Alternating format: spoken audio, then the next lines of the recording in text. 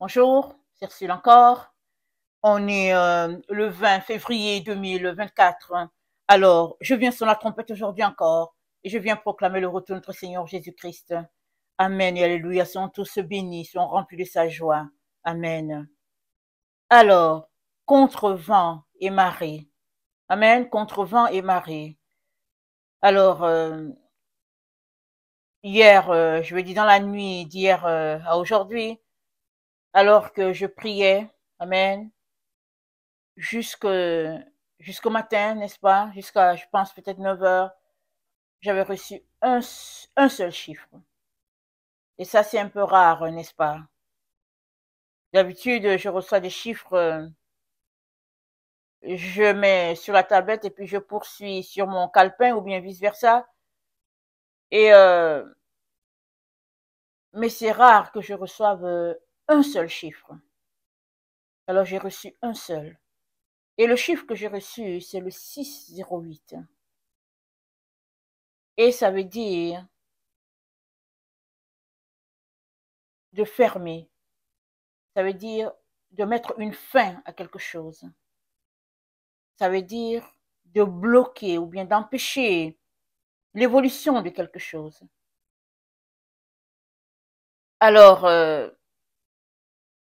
en cherchant, n'est-ce pas, la face de Dieu, par rapport au 608 dans la concordance en grec, le Seigneur m'a dit, plusieurs enfants de Dieu ne veulent pas de cette église-là.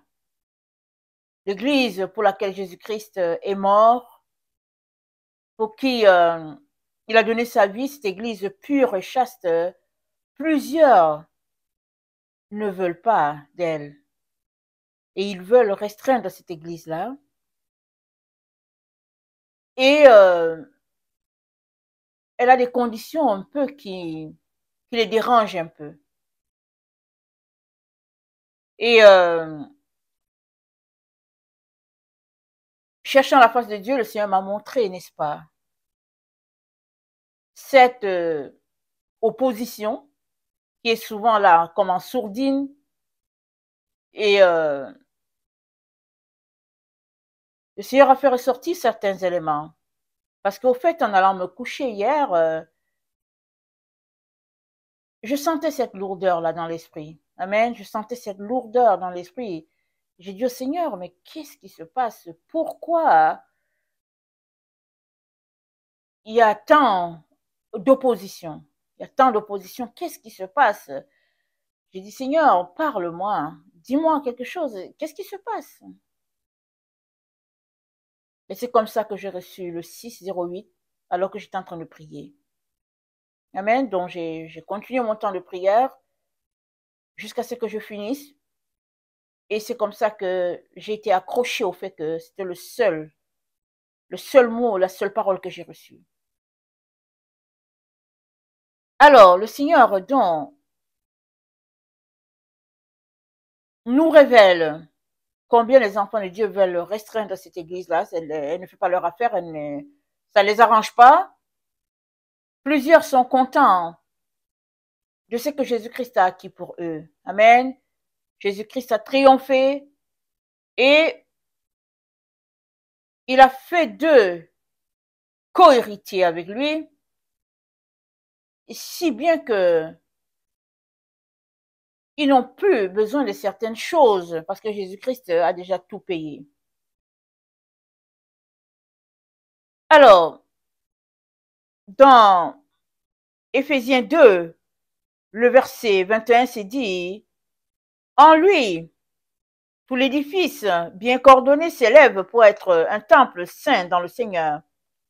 En lui, vous êtes aussi édifiés pour être une habitation de Dieu en esprit. Amen. Il nous a édifiés, c'est-à-dire, il nous a construits, il nous a montés. Amen. Il nous a élevés, il nous a posés, n'est-ce pas? Il a posé, il a mis la fondation, il a bâti et il nous a élevés. Il nous a mis à cette position-là. Amen.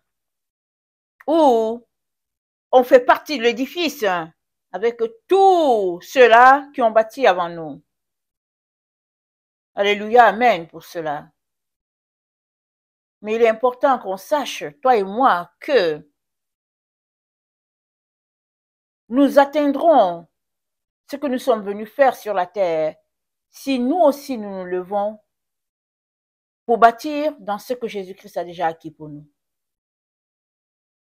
Amen.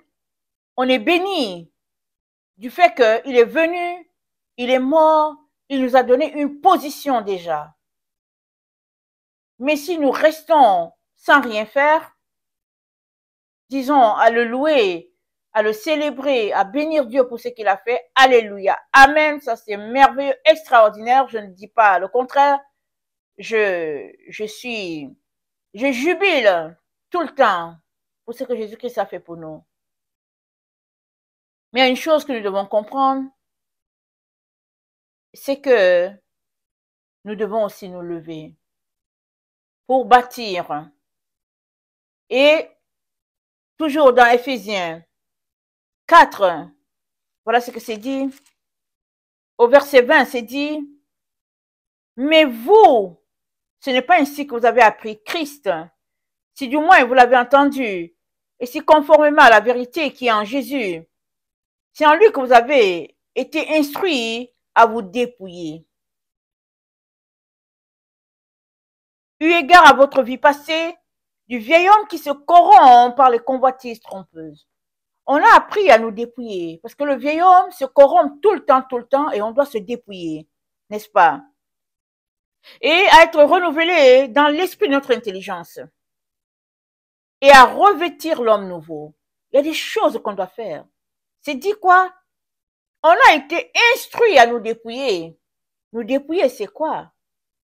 C'est laisser de côté toutes ces choses-là qui entravent notre chemin avec le Seigneur. Toutes ces passions, tous ces soupirs, tous ces désirs-là qui sont en nous. Et ce sont des désirs quoi? Ce sont les désirs de la chair. Tu peux les dépouiller comment? Tu peux te dépouiller seulement en décidant de ne pas retourner dans ce que tu as fait dans le passé. Ce n'est que comme ça que tu peux décider. Et comment ça se fait? Ça se fait que tu ne pratiques plus ce que tu faisais dans le passé, c'est-à-dire que tu pratiques le contraire. Si dans le passé, tu pratiquais la gourmandise, alors tu décides de ne plus pratiquer la gourmandise aujourd'hui, mais c'est comment? C'est en s'abstenant de se jeter sur la nourriture comme tu faisais avant. Et ça veut dire quoi? C'est-à-dire que tu observes des règles. Amen? Parce que la gourmandise, c'est un péché. Tu observes des règles. Ou bien si tu étais quelqu'un qui aimait insulter les autres, alors, en te dépouillant des injures, tu es en train de t'abstenir de parler mal contre ton frère et ta sœur. Tu es en train de faire quoi? Tu es en train de pratiquer la loi de l'amour. C'est-à-dire, tu es en train de marcher dans l'amour. C'est-à-dire, tu te dépouilles de ce qui est manque d'amour et tu marches dans l'amour. C'est-à-dire, tu choisis de renouveler ton esprit. Amen. Tu choisis de faire sortir ce qui est mal et puis d'envoyer ce qui est nouveau, un peu comme de l'eau, n'est-ce pas? De l'eau de source qui enlève la mauvaise eau et puis qui lave le vêtement ou le récipient avec de l'eau pure et tout devient pur. C'est ça qu'on est appelé à faire. Et dans Romains 12,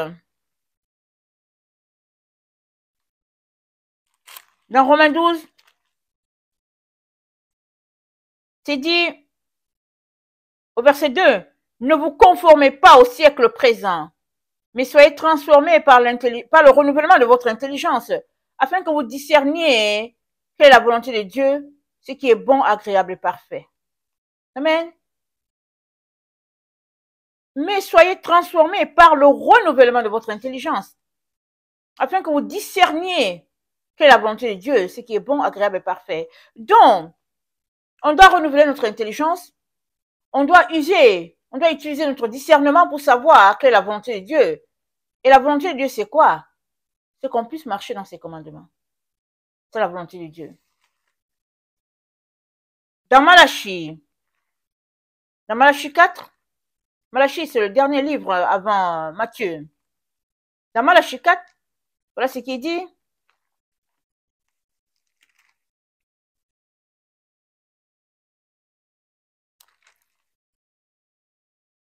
Mais pour vous qui craignez mon nom, se lèvera le soleil de justice, et la guérison sera sous ses ailes. Vous sortirez et vous sauterez comme des veaux d'une étable, et vous foulerez les méchants, car ils seront comme de la cendre sous la plante de vos pieds, au jour où je prépare, dit l'Éternel. Souvenez-vous de la loi de Moïse, mon serviteur, auquel j'ai prescrit à Horeb, pour tout Israël, des préceptes et des commandements et des ordonnances. J'ai prescrit pour tout Israël des préceptes et des ordonnances.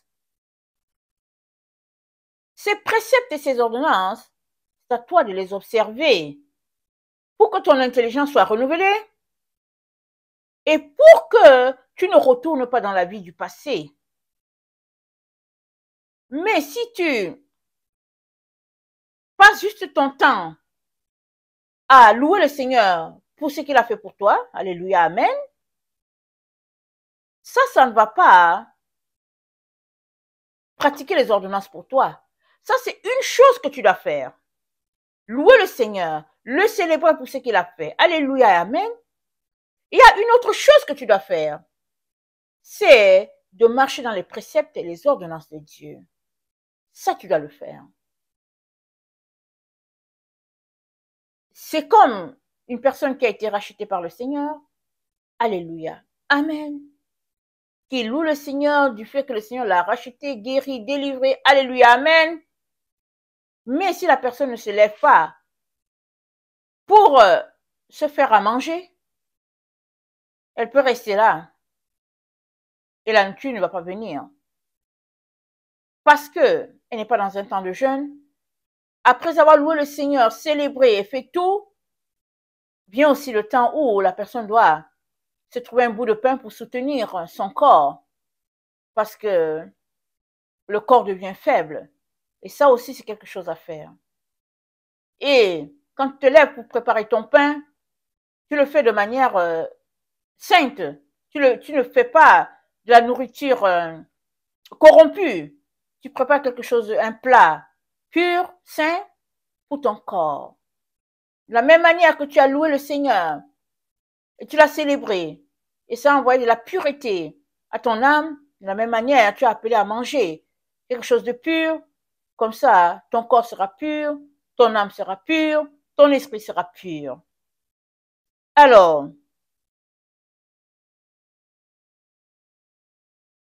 l'Église de Jésus-Christ est pleinement établie sur la terre parce que Jésus-Christ a payé le prix pour son Église. Amen. Et maintenant qu'il a payé le prix, on a des choses à faire. C'est pas vrai que on n'a rien à faire, c'est pas vrai. Dans Apocalypse 3, le verset 14, Jésus-Christ dit à l'église de Laodicée, c'est-à-dire l'église de notre temps, il lui dit, voici ce que dit l'Amen, le témoin fidèle et véritable, le commencement de la création de Dieu. Je connais tes œuvres, je sais que tu n'es ni froid, ni bouillant. Puisses-tu être froid ou bouillant? Ainsi, parce que tu es tiède et que tu n'es ni froid ni bouillant, je te vomirai de ma bouche. Parce que tu dis, je suis riche, je me suis enrichi, je n'ai besoin de rien, et parce que tu ne sais pas que tu es malheureux, misérable, pauvre, aveugle et nu. Je te conseille d'acheter de moi de l'or éprouvé par le feu, afin que tu deviennes riche, et des vêtements blancs, afin que tu sois vêtu, et que la honte de ta nudité ne paraisse pas, et un collier pour oindre tes yeux, afin que tu vois. Comment vas-tu acheter les vêtements que Jésus a? C'est en te dépouillant de ce que tu as, tes vêtements actuels, c'est de te dépouiller d'eux, de porter les vêtements de Jésus, c'est-à-dire de marcher dans les conditions qu'il te demande, pour ce qui est des vêtements. Et pendant que tu marches dans les conditions qu'il te demande, tu vas revêtir Christ, c'est lui ton vêtement. Tu ouvres ta bouche, tu dis merci Seigneur parce que tu m'as sauvé, tu m'as lavé, je te donne ma vie, je renonce à moi-même, je décide de te suivre et tu suis Jésus dans ce qu'il a acquis pour toi. Tu ne dis pas, ok, maintenant Jésus m'a sauvé, alléluia, je suis libre, je peux marcher dans toutes sortes de tenues, faire tout ce que je veux parce que Jésus-Christ a payé pour moi. Tu ne peux pas faire ça. Tu peux juste célébrer le Seigneur pour tout ce qu'il a fait pour toi. Et parce qu'il a fait cela pour toi, tu vas tout faire pour être conforme à ce qu'il attend de toi. Amen.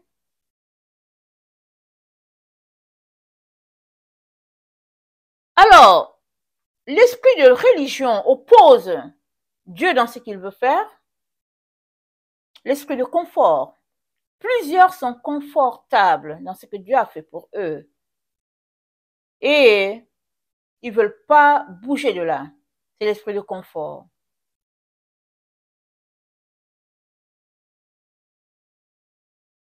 Et comme on vient de le dire, Jésus a tout payé pour nous. Il nous a mis dans une position de victoire. Maintenant, nous devons marcher dans cette victoire-là et garder le dépôt jusqu'à ce que Jésus-Christ vienne. C'est ça qui justifie que on doit mettre en pratique les commandements de Dieu. On ne peut pas les enlever, c'est pas possible.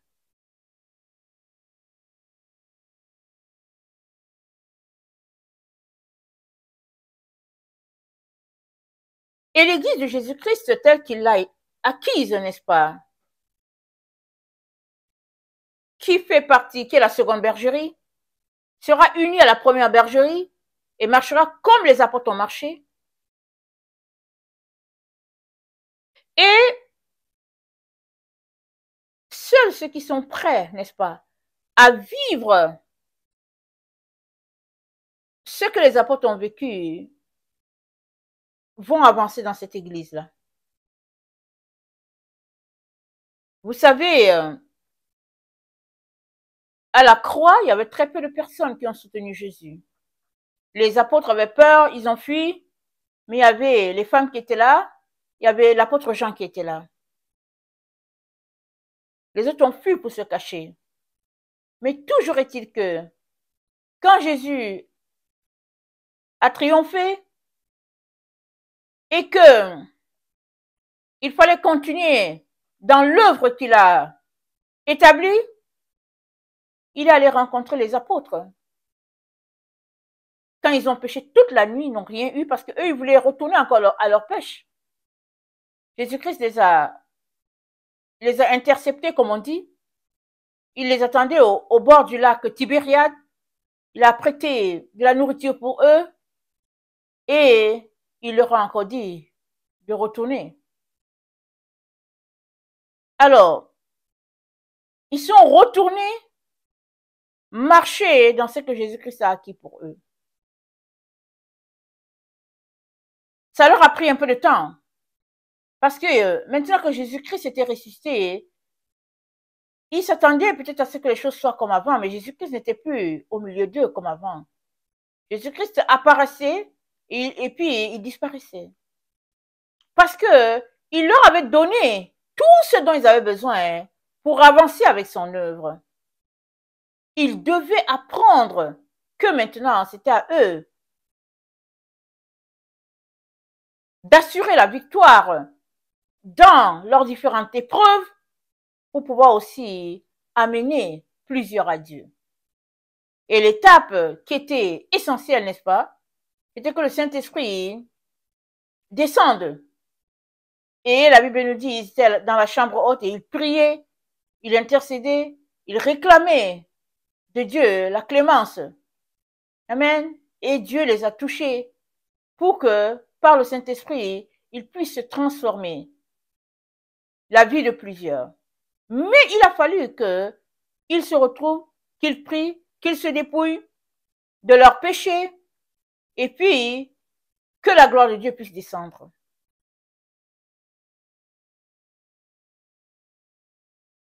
Alors, la loi de Dieu est là pour nous conduire.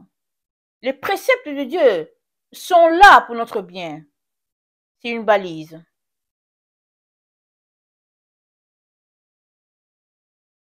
Si tu ne veux pas pratiquer les préceptes de Dieu, comment vas-tu faire? Comment vas-tu faire pour encadrer ta vie? Le Saint-Esprit est là. Mais si le Saint-Esprit est là et que toi, tu marches loin des balises, il se pourrait que le Saint-Esprit qui est là, à un moment donné, ne soit plus là. Parce que le Saint-Esprit est là, parce qu'il prend ce qui est de Dieu, ce qui est du Seigneur Jésus et nous l'enseigne. Il prend ce qui est d'eux et il nous l'applique. Et tout cela qui marche selon les directives du Saint-Esprit obéissent à la loi de Dieu.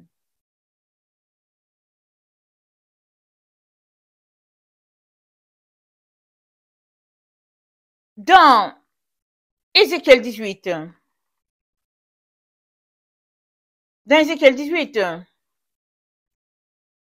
le verset 21, voilà ce que notre Père dit. Ézéchiel 18, le verset 21.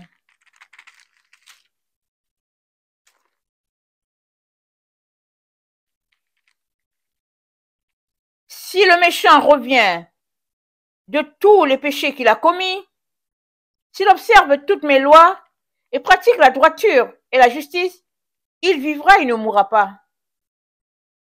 Le méchant, c'est la personne qui n'a pas le Seigneur.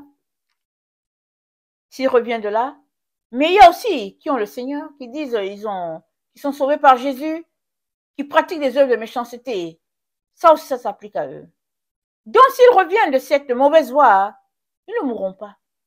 Mais s'ils demeurent sur cette voie, ils mourront. Il y a des choses que chacun doit faire pour demeurer dans l'acquis de Jésus. Ézéchiel 18, le verset 27. Si le méchant revient de sa méchanceté et pratique la droiture et la justice, il fera vivre son âme. La pratique de la droiture et de la justice n'est possible que si on met en pratique les préceptes de Dieu. Ce n'est que là où c'est possible. Alors que tu mets en pratique les préceptes de Dieu, alors tu acquiers la droiture pour ton âme, pour ta vie. C'est un exercice.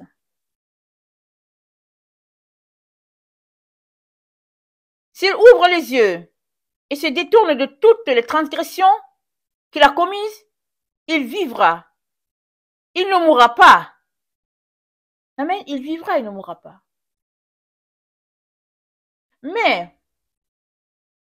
si en tant qu'enfant de Dieu, il dit, Jésus m'a sauvé, alléluia, et je suis délivré du péché, mais qu'il marche dans les choses que Dieu n'aime pas, alors il est en train de se souiller. Il est en train de mépriser ce que Jésus-Christ a fait. Et il est en train de se fermer la porte. Parce que dans Hébreux 6,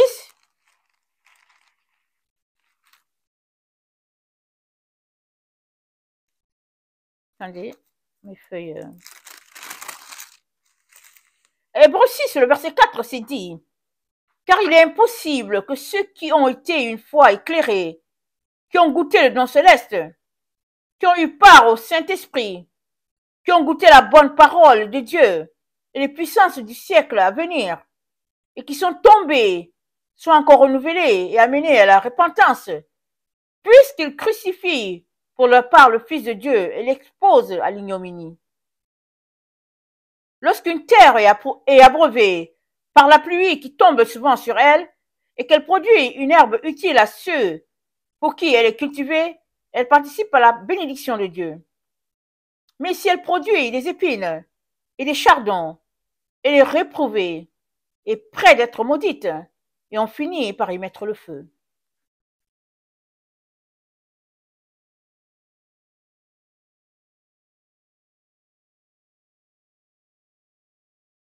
Une fois éclairée, une fois ayant goûté à la gloire de Dieu, tu dois tout faire pour garder cette gloire de Dieu. Tu dois tout faire pour demeurer en communion. Et la meilleure façon, c'est de demeurer dans les balises. Et les balises, c'est la loi de Dieu, ses commandements, ses préceptes. Les commandements de Dieu sont la lumière pour les enfants de Dieu. C'est la lumière, c'est la joie, amen, de mettre en pratique les commandements de Dieu. Beaucoup d'enfants de Dieu les laissent de côté parce que Jésus-Christ a payé le prix pour eux. Mais les deux ne sont pas en opposition. Justement parce que Jésus-Christ a payé le prix pour toi, alors il te donne la capacité de les appliquer dans ta vie et c'est pas lourd. Parce que ce que Jésus-Christ a fait, c'est tellement extraordinaire, c'est tellement glorieux que tout ce que tu peux faire, c'est de mettre en pratique les préceptes de Dieu. Afin que Dieu le Père soit content, afin que Dieu le Fils aussi soit content. Parce que le Fils, c'est ce qu'il a fait. Il a acquis pour nous ce qui était tellement difficile. Il est venu mourir, il nous a donné sa vie, il nous a injecté, n'est-ce pas, son énergie, sa vie. Et il nous a donné la vie éternelle. Et maintenant, ayant cette vie éternelle en nous, nous sommes équipés, n'est-ce pas, pour pouvoir mettre en pratique les préceptes de Dieu.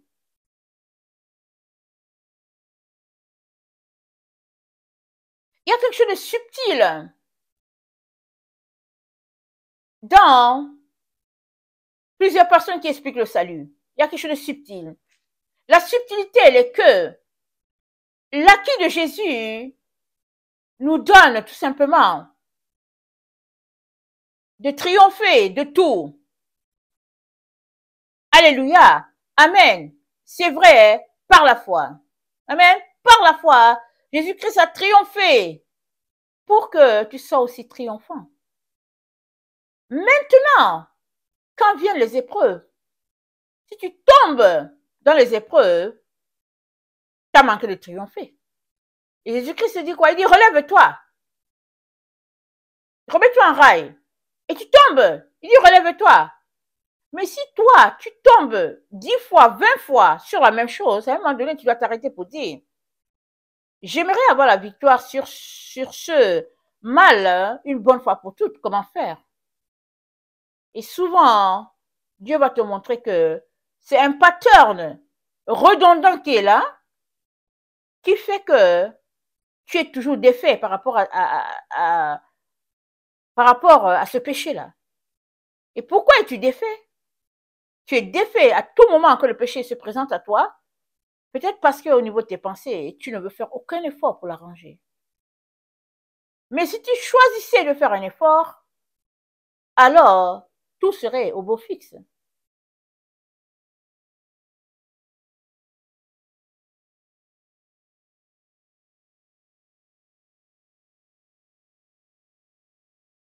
Seuls ceux qui sont prêts à aller de l'avant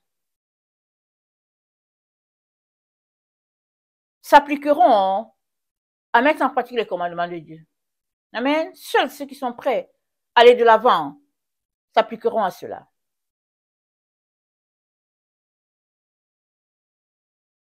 Dieu ne nous force pas à aller de l'avant. Il ne nous force pas. Il souhaite que nous puissions accomplir notre destinée. Il le souhaite fortement. Parce que son fils a payé pour ça. Mais tant que nous ne nous lèvons pas, il sera là aussi, il va nous regarder. Et il va se réjouir chaque fois qu'on va venir dans sa présence. Mais le jour qu'on va se lever pour dire, je veux aller plus loin, je veux faire cela, il va venir t'aider.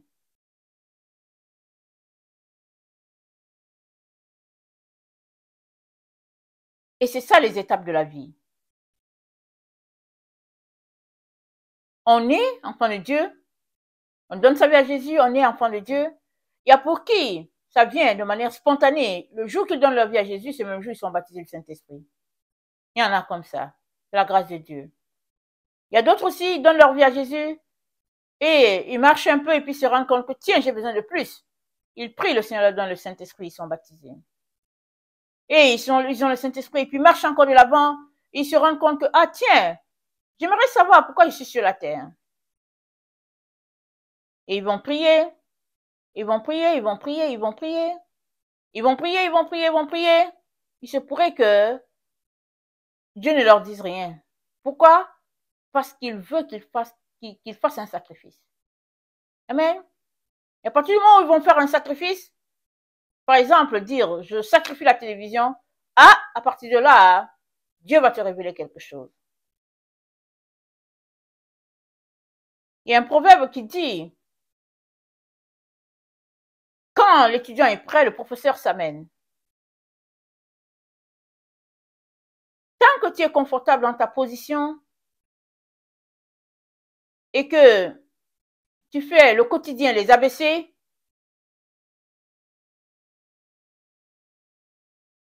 les choses seront comme ça. Mais le jour où tu diras, je veux aller plus loin, j'en ai marre, je veux que ma situation change, Dieu va venir t'aider.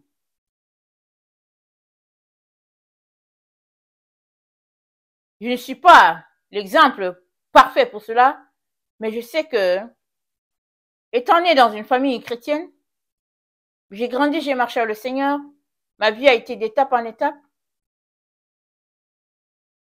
Mais le jour où j'ai décidé tout simplement que je voulais plus, moi je voulais plus, je voulais toucher à ma destinée, j'ai prié ainsi, j'ai dit Seigneur, je suis fatiguée de tous ces gens-là, moi je veux savoir pourquoi je suis là.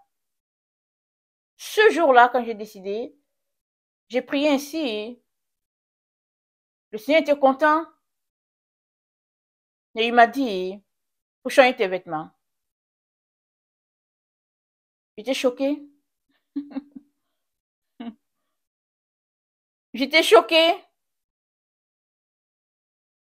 parce que je ne voyais aucun problème. Il fait froid par là où j'habite et souvent on est tout simplement bien dans certains vêtements. On développe de les avoir. On est couvert de la tête aux pieds, de la cheville et puis bon, tout va bien et puis on avance. Mais le Seigneur voulait que ce soit changé. Et je lui ai dit ce qu'on dit dans le milieu chrétien. C'est pas important le vêtement.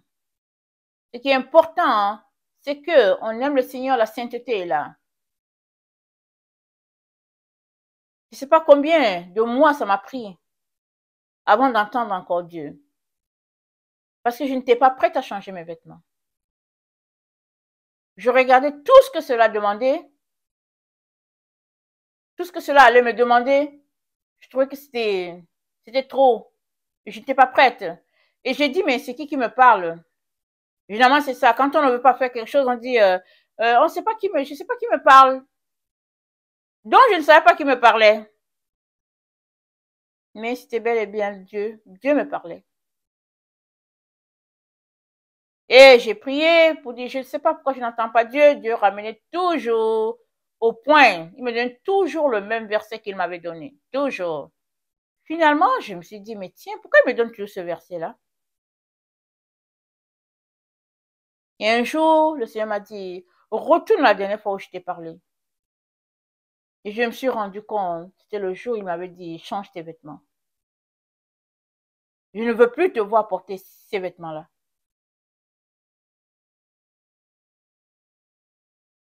Alors, j'ai fait le ménage. Les vêtements, les accessoires de femmes. J'ai fait le ménage, j'ai fait le ménage, j'ai fait le ménage. J'ai recommencé encore à entendre Dieu. Mais qui m'a amené à ce point-là? C'est moi qui ai dit, j'avais marre de ma vie chrétienne. J'étais fatiguée. Je voulais toucher à ma destinée. Et Dieu est venu à mon secours. Dans son grand amour, il est venu à mon secours. Il m'a dit, change ceci, change cela, change ceci. J'ai déjà parlé aussi pour mon alimentation. Le Seigneur est venu dedans. Mais c'est moi qui ai voulu changer mon alimentation. Et il est venu me donner plus en me disant, fais comme ci, fais comme ça. Il ne te force pas. Il n'a pas un bâton là pour te frapper dessus, non. Il vient répondre aux soupirs de ton âme. Parce qu'il t'aime. Il sait pourquoi il t'a créé. Il veut te donner tout ce dont tu as besoin pour atteindre ta destinée.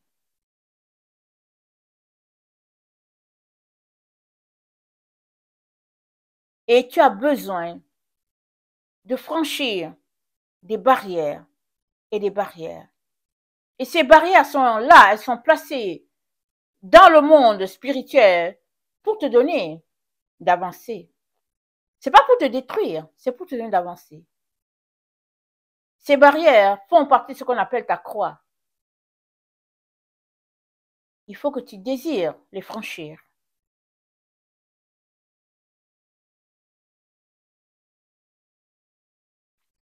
Le psaume 140, le psaume 119.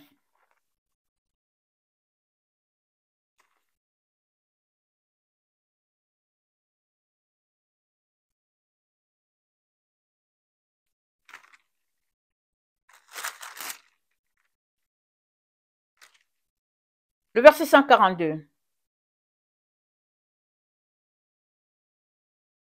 Ta justice est une justice éternelle et ta loi est la vérité. La loi de Dieu, c'est la vérité. Donc, si tu marches dessus, tu acquiers la vérité. Et c'est le chemin de la justice, c'est le chemin de la droiture.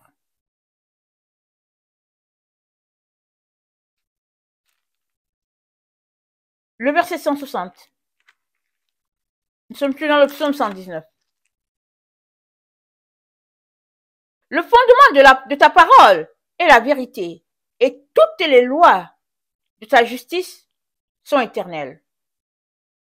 Toutes les lois, elles sont éternelles. Mais les lois de Dieu, c'est quoi? C'est les préceptes. C'est les voies dans lesquelles nous devons marcher. Elles sont inscrites dans nos cœurs et elles sont aussi disponibles dans sa parole.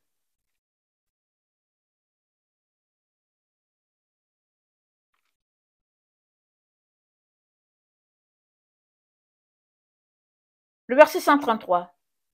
Affermis mes pas dans ta parole et ne laisse aucune iniquité dominer sur moi. Ne laisse aucune iniquité dominer sur moi. Affermis mes pas dans ta parole. Mais si tu ne lis pas la parole, comment tu as fait pour tomber sur ce passage? Maintenant, si tu lis la parole, amen, tu as demandé au Seigneur, ne laisse aucune iniquité dominer sur moi. À un moment donné, il y aura un test sur ta vie. Est-ce que l'iniquité domine ou pas? Il y aura un texte. Ça fait partie, c'est l'école de la vie, c'est comme ça. Quand tu vas à l'école, pour que tu ailles en classe supérieure, il faut des tests. Le maître veut savoir, ou le professeur veut savoir si tu as bien assimilé la leçon pour qu'il te laisse aller de l'avant.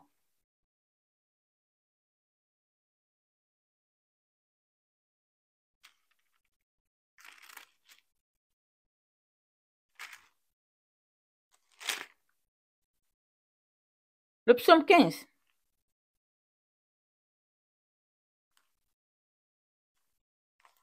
Le verset 31.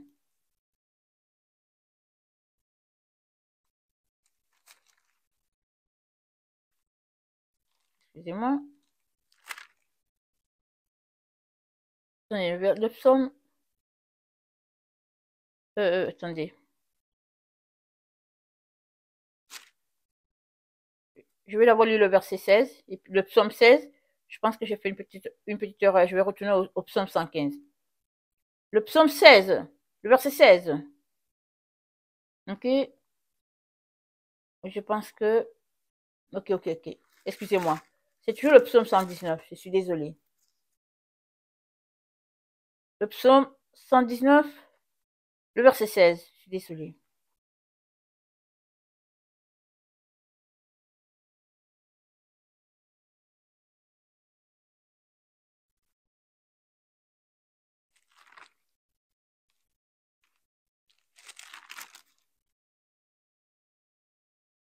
Je fais mes délices de tes statuts. Je n'oublie point ta parole. Fais du bien à ton serviteur pour que je vive et que j'observe ta parole. Observez la parole de Dieu. La parole de Dieu, c'est quoi? C'est la loi. C'est sa loi. Sa loi, c'est quoi? C'est la lumière. La lumière, c'est notre sentier. C'est les balises. C'est les bords dans lesquels nous devons marcher. C'est agréable d'avoir la parole de Dieu. C'est agréable de pratiquer sa loi. Il n'y a rien de plus merveilleux que de mettre en pratique la parole de Dieu. De la pratiquer.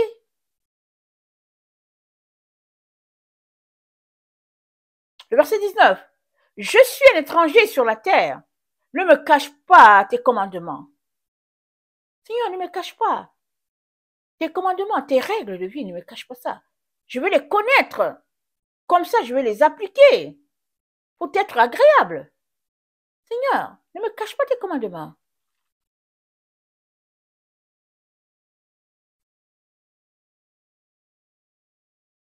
Proverbe 21.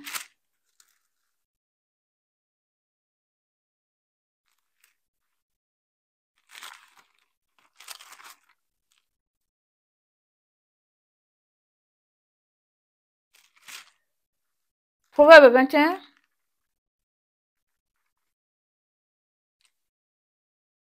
Un à 4. Attendez. Oui, 1 à 4. Le cœur du roi est un courant d'eau dans la main de l'Éternel. Il l'incline partout où il veut. Toutes les voies de l'homme sont droites à ses yeux. Mais celui qui pèse les cœurs, c'est l'Éternel. La pratique de la justice et de l'équité, voilà ce que l'Éternel préfère au sacrifice. Des regards hautains et un cœur qui s'enfle. Cette lampe des méchants, ce n'est que péché. Amen. La pratique de la justice et de l'équité, voilà ce que l'Éternel préfère au sacrifice. Proverbe 16.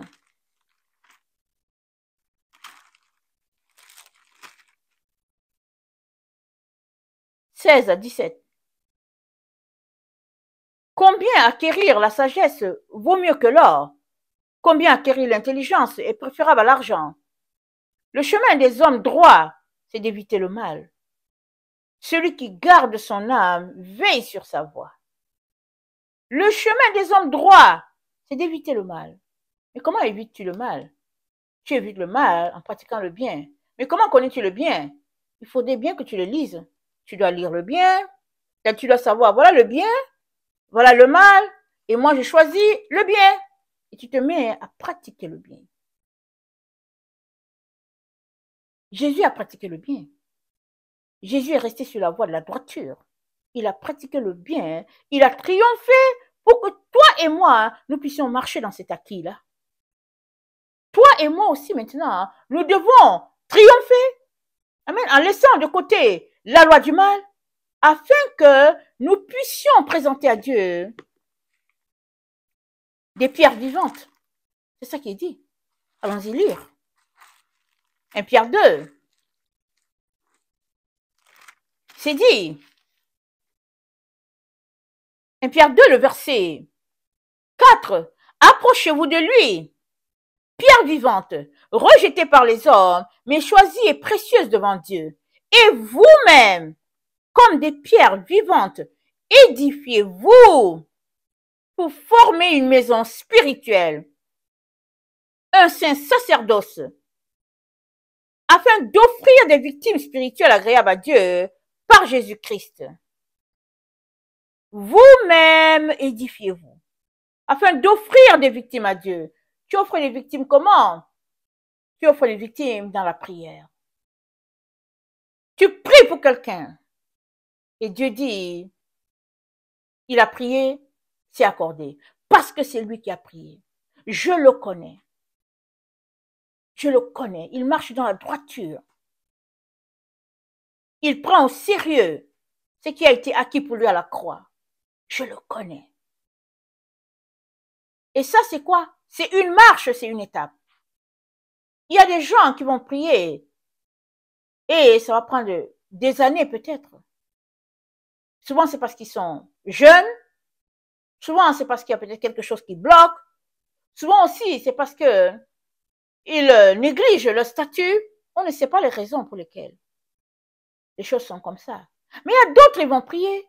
Et puis, Dieu va dire, accordez. Parce que ces personnes, c'est dit quoi? Parce que ces personnes, comme des pierres vivantes, s'édifient pour former une maison sainte là, devant Dieu.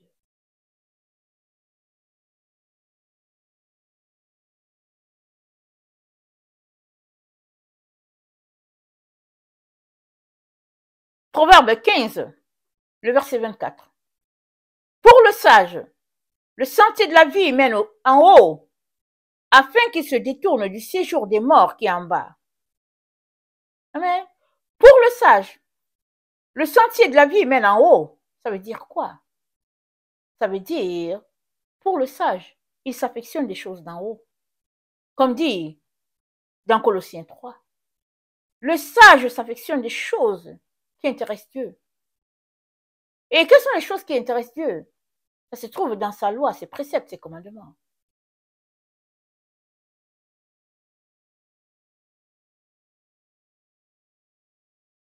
Proverbe 16.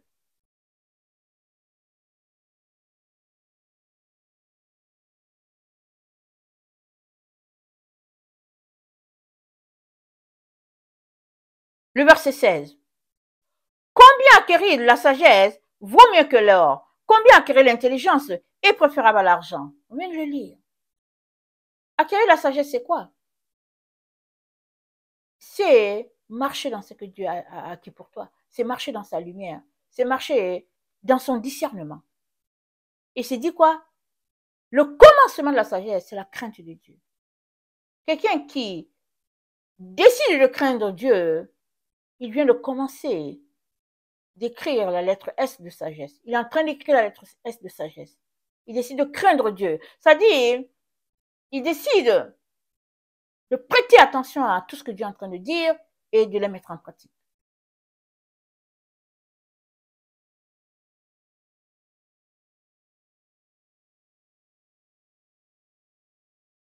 Contre vents et marées. Le 608, c'est ça que j'ai reçu. Le seul chiffre que j'ai reçu. Et plusieurs des enfants de Dieu ne veulent pas de cette église-là. Ils se sentent restreints.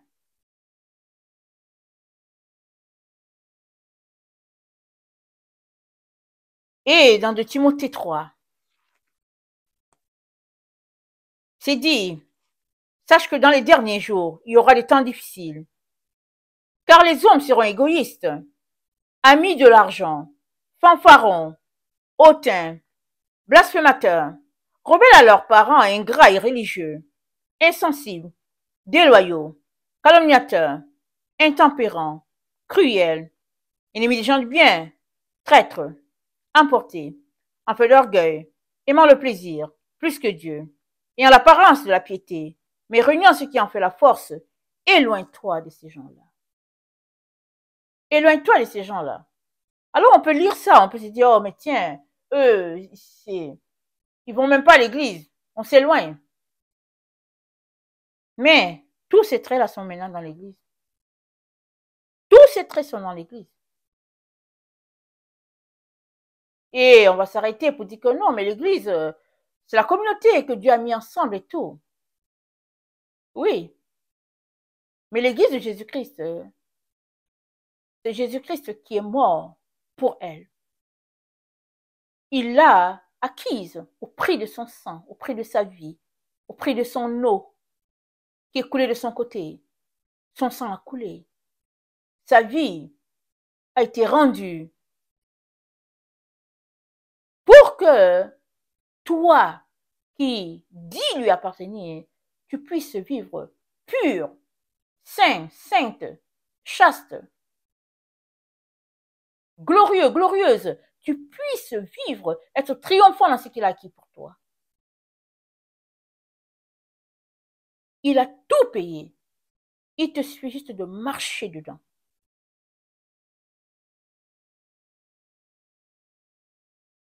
Et cette église-là, acquis par Jésus, c'est pas une église charnelle.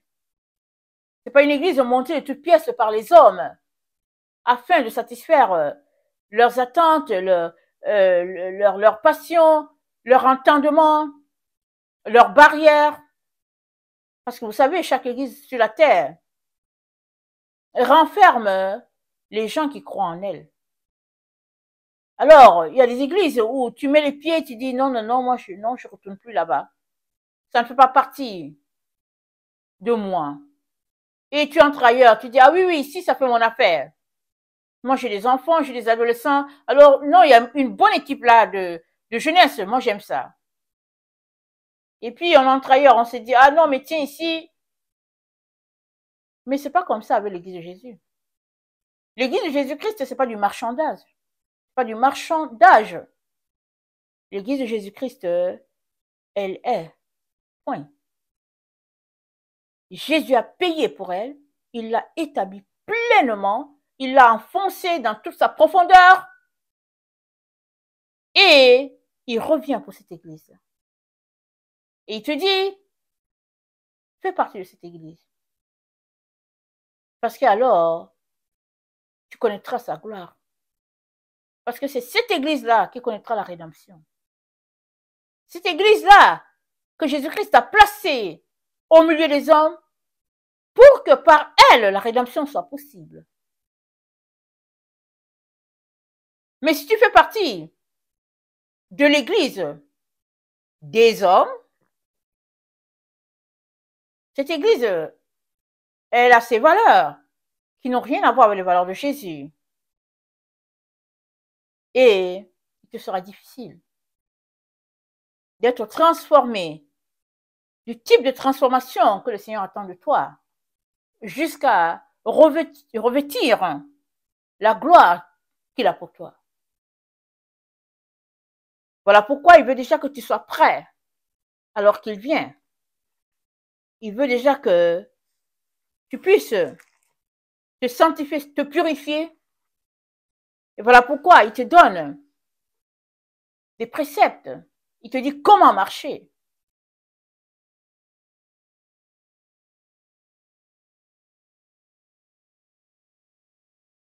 Et il va marcher avec toi dedans.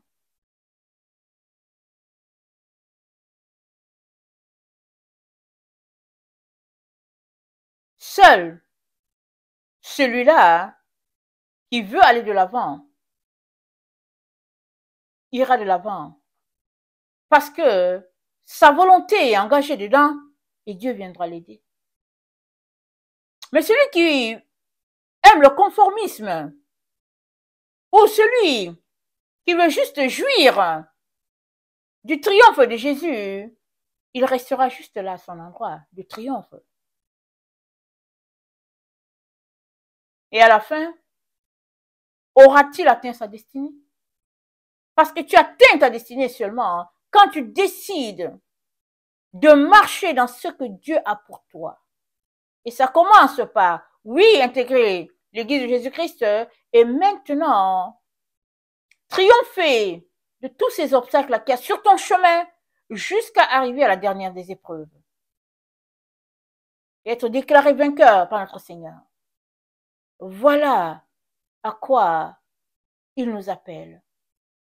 Amen. À marcher contre vents et marées.